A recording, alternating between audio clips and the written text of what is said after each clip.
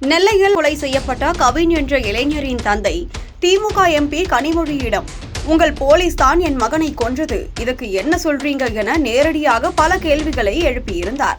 கவின் தந்தையின் கேள்விகளுக்கு பதில் கூற முடியாமல் திமுக எம்பி கனிமொழி திணறியது சமூக வலைதளங்களில் பரவி வருகிறது.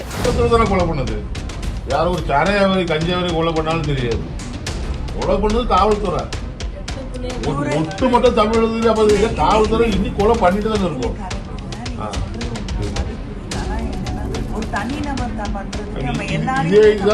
இது தனிநபர் சொந்தக்காரங்களை பின்ன யாருமே சொல்லலையே, குடும்ப தலைவர் தானே சொல்றாங்க.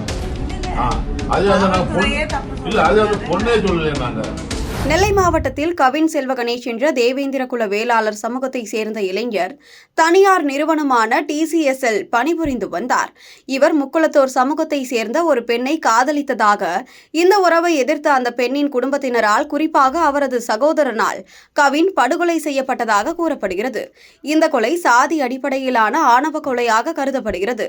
மேலும் மிகவும் அதிர்ச்சி அளிக்கும் வகையில் குற்றம் சாட்டப்பட்டவரின் பெற்றோர் இருவரும் காவல்துறையில் உயர் பதவிகளில் பணிபுரிபவர்கள், அதாவது சப் இன்ஸ்பெக்டர்கள் என்பது இந்த வழக்கில் மேலும் சிக்கலை ஏற்படுத்தி இருந்தது. மேலும் சுர்ஜித்தின் பெற்றோர் இந்த உறவை எதிர்த்து கவினை மிரட்டியதாகவும் கொலையை தூண்டியதாகவும் கூறப்படுகிறது. மேலும் சுர்ஜித் கவினை மீண்டும் மீண்டும் உறவை முறிக்குமாறு எச்சரித்ததாகவும், இந்த எச்சரிக்கைகளுக்கு அவரது பெற்றோர் ஆதரவாக இருந்ததாகவும் கூறப்படுகிறது. இந்த ஆணவ கொலை மக்கள் மத்தியில் பேரதிர்ச்சியை ஏற்படுத்தி இருந்தது. இந்நிலையில் கவினின் வீட்டிற்கு ஆறுதல் கூற சென்ற திமுக எம்பி கனிமொழி மற்றும் KN நேருவிடம் கவினின் தந்தை ஆவேசமாக பல கேள்விகளை எழுப்பியிருந்தார். அதில், பட்டியலினத்தவர் காதலித்தால் உடனே கொன்று விடுவீர்களா?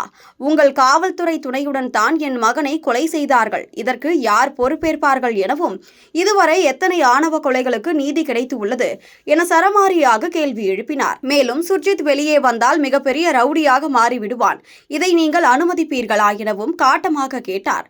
கவினின் தந்தை கேட்ட கேள்விகளுக்கு பதிலளிக்க முடியாமல் திமுக எம்பி கனிமொழி மற்றும் அமைச்சர் KN நேரு திக்கி திணறி நின்றனர்.